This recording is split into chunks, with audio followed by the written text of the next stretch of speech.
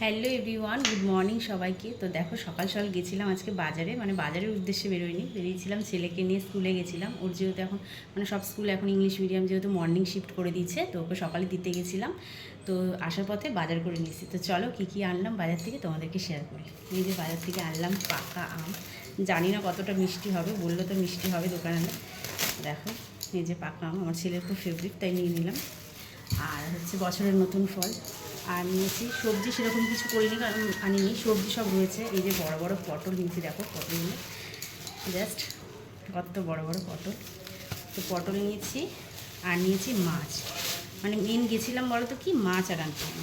তো কী কী মাছ এনেছি চলো তোমাদেরকে দেখো, দাঁড়াও। এই যে এটা এনেছি বোয়াল মাছ, অনেক দিন পর পেলাম আজকে বোয়াল মাছ, পুরো টাটকা তাজা। সকালে না বলো তো কি বাজারে গেলে একদম সব মানে টাটকা সবজি টাটকা মাছ দেখে লোভ লাগে, মানে কোনটা ছেড়ে কোনটা নেবো। আর নিয়েছি এটা আমাদের জন্য, এই যে কাতলা মাছ। এই যে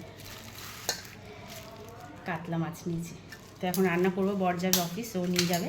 তাড়াতাড়ি চলো রান্না করে নিই, দেখা হয় পরে, টাটা।